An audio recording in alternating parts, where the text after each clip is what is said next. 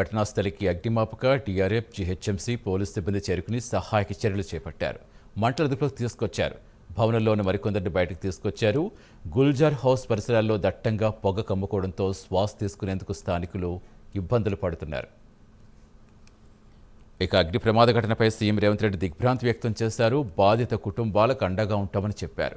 క్షతగాత్రులకు మెరుగైన వైద్యం అందించాలని ఆదేశించారు. మరోవైపు ఘటనాస్థలి మంత్రి పొన్నం ప్రభాకర్ పరిశీలించారు. అధికారులతో మాట్లాడి అక్కడ వివరాలన్నీ తెలుసుకున్నారు.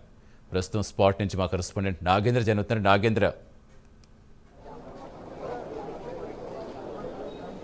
థ్యాంక్ యూ సది. ప్రస్తుతం అయితే ఫైర్ యాక్సిడెంట్ జరిగినటువంటి ప్రమాద సంఘటనా స్థలం వద్ద మనం ఉన్న ప్రస్తుతం ఇక్కడైతే ఒక దిగ్భ్రాంతికరమైనటువంటి వాతావరణం అయితే నెలకొంది. ఎందుకంటే ఒకవైపు చూడవచ్చు ప్రస్తుతం ఫైర్ యాక్సిడెంట్ జరిగినటువంటి ప్రాంతంలో ఇప్పటికే ఒకవైపు రాజకీయ నేతలు కానీ అదేవిధంగా రాష్ట్ర మంత్రులతో పాటు ఇతర ప్రముఖులంతా కూడా ప్రస్తుతం ఇక్కడికి విజిట్ చేసి ఇక్కడ ప్రమాదానికి సంబంధించినటువంటి గల కారణాలన్నింటినీ కూడా అడిగి తెలుసుకునేటటువంటి ప్రయత్నం చేస్తున్నాం. ప్రస్తుతం మరొకవైపు కొద్దిసేపటి క్రితమే తెలంగాణ డీజీపీ కూడా రావడం జరిగింది.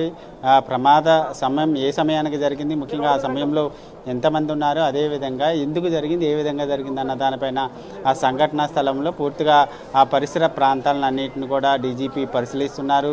డీజీపీకి ఇక్కడ జరిగినటువంటి ప్రమాదానికి సంబంధించినటువంటి సంఘటన ప్రాంతంలో అన్ని వివరాలను కూడా ఆ డీజీపీకి ఇతర పోలీస్ అధికారులంతా కూడా తెలియజేసేటటువంటి ప్రయత్నం చేస్తున్నారు. ముఖ్యంగా మనం చూసినటువంటి బిల్డింగ్లో 4 కుటుంబాలు నివసిస్తున్నాయి. 3 వ్యాపార సముదాయాలకి పైన 4 కుటుంబాలు నివసిస్తున్నటువంటి సమయంలో ప్రధానంగా వేకుజామున ఈ ప్రమాదం చోటు చేసుకోవడం జరిగింది. ఏసీ కంప్రెసర్ ఒక్కసారిగా పేలడంతో పూర్తిగా ఫైర్ సర్క్యూట్ అయింది. అది మొత్తం ఆ బిల్డింగ్ మనం చూస్తున్నటువంటి బిల్డింగ్ మొత్తం కూడా వ్యాపించడంతో లోన ఎవరైతే నిద్రలో ఉన్నారో వారందరూ కూడా ప్రమాద బారిన పడినటువంటి పరిస్థితి. ఇప్పటివరకు కూడా ప్రమాద బారిన పడినటువంటి అందరినీ కూడా ప్రస్తుతం బిల్డింగ్ను పూర్తిగా ఖాళీ చేయించడం జరిగింది. ప్రతి ఒక్కరిని కూడా క్షతగాత్రులందరినీ కూడా స్థానిక హాస్పిటల్కి తరలించడం జరిగింది. వారికి మెరుగైనటువంటి వైద్యం అందించాలంటూ కూడా ఇప్పటికే సీఎం ఆదేశాలు జారీ చేసినటువంటి పరిస్థితి ఉంది. మరొకవైపు ఈ ప్రమాద బారిన పడినటువంటి వాళ్ళు దాదాపు చిన్నపిల్లలు 3 నుంచి 4 వరకు ఉన్నారు. దాంతోపాటు మరొకవైపు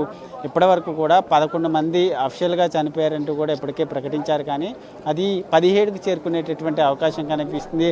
అనఫిషియల్గానే 16 మంది చనిపోయారంటూ కూడా ఇప్పటికే వార్తలు వస్తున్నటువంటి నేపథ్యంలో ప్రస్తుతం రాష్ట్ర ప్రభుత్వం అంతా కూడా అలర్ట్ అయింది. దీనికి సంబంధించినటువంటి అంశంలో పూర్తి నివేదికనివ్వాలి. ఏ విధంగా జరిగింది ప్రమాదం, దీనికి పూర్తి స్థాయిలో ఒక నివేదికను సమర్పించాలంటూ కూడా ఇప్పటికే సీఎం రేవంత్ రెడ్డి ఆదేశాలు జారీ చేసినటువంటి పరిస్థితి ఉంది.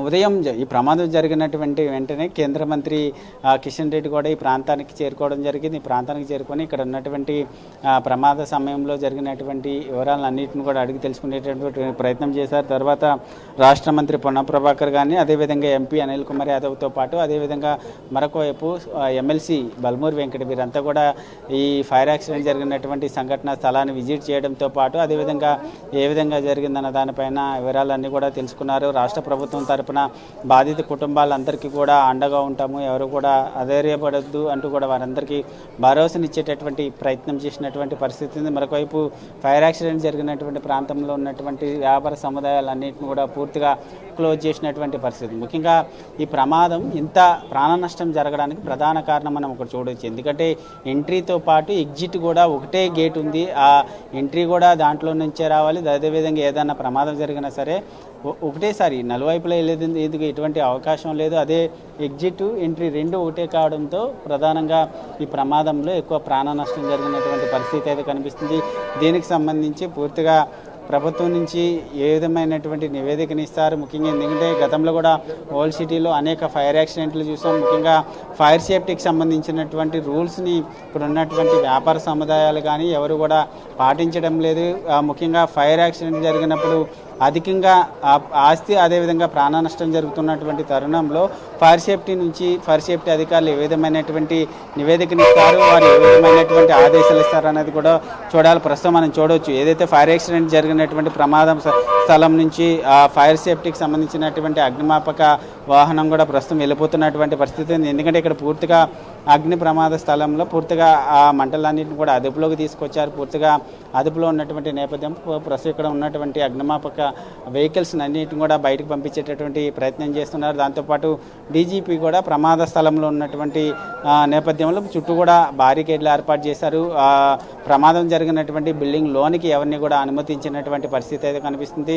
దీనికి సంబంధించినటువంటి అంశంలో ముఖ్యంగా ఇప్పటికే ప్రతి ఒక్కరు కూడా దిగ్భ్రాంతిని వ్యక్తం చేస్తున్నారు. ఒకే ప్రమాదంలో దాదాపు ఇప్పటివరకు కూడా అఫిషియల్గా 11 మంది చనిపోయారు, కానీ అనఫిషియల్గా అది 17 మందికి చేరుకుందనేటటువంటి వార్తలు వెలువడుతున్నటువంటి నేపథ్యంలో ప్రస్తుతం అంతా కూడా ఒకటేసారి ఇంతమంది చనిపోవడం పైన దిగ్భ్రాంతి వ్యక్తం చేస్తున్నటువంటి పరిస్థితి అయితే కనిపిస్తుంది. ప్రస్తుతం చార్మినార్ ఈ సమయంలో ముఖ్యంగా సండే అంటే చార్మినార్ చుట్టుపక్కల ప్రాంతాలన్నీ కూడా పర్యాటకులతో కిటకిటలాడేటటువంటి ప్రదేశం ఇది. అలాంటిది ప్రస్తుతం ఇదంతా కూడా ఒక బాధాప్తమైనటువంటి హృదయంతో ప్రతి ఒక్కరు కూడా వచ్చినటువంటి వారంతా కూడా ఇక్కడ ఇంత ఫైర్ యాక్సిడెంట్ జరగడం ఏంటి, ఇంతమంది చనిపోవడం ఏంటి అనేటటువంటి ఆవేదన వ్యక్తం చేస్తున్నటువంటి పరిస్థితి అయితే కనిపిస్తుంది. ప్రస్తుతం మనం చూడొచ్చు చార్మినార్కి ఆనుకునే ప్రస్తుతం ఫైర్ యాక్సిడెంట్ జరిగినటువంటి బిల్డింగ్ కూడా ఉంది. ప్రస్తుతం ఇక్కడ ఎక్కడా చూసినా సరే వ్యాపార సముదాయాలు ఉంటాయి. వ్యాపార సముదాయాలకు ఆనుకొని ఉన్నటువంటి బిల్డింగ్లో ఒకేసారిగా తెల్లవారుజామున ఈ ఫైర్ యాక్సిడెంట్ జరగడంతో ఒకటేసారి నిద్రలో ఉన్నటువంటి వారంతా కూడా తేరుకునే లేపే వారంతా కూడా ప్రమాద బారిన పడడం, అదేవిధంగా స్పాట్లోనే 3 చనిపోవడం, హాస్పిటల్కి తీసుకెళ్ళిన తర్వాత మరొక 8 మందికి పైకి కూడా స్పాట్ నుంచి హాస్పిటల్కి తీసుకెళ్ళిన తర్వాత చనిపోయినటువంటి పరిస్థితి ఉంది. ఈ సంఖ్య మరింత పెరిగేటటువంటి అవకాశం అయితే కనిపిస్తుంది. బాధిత కుటుంబాలకు అండగా ఉండాలని చెప్పి ప్రభుత్వాన్ని అందరూ కూడా డిమాండ్ చేస్తున్నటువంటి పరిస్థితి అయితే కనిపిస్తుందని చెప్పాలి. సతీ రైట్, థ్యాంక్ యూ నాగేంద్ర.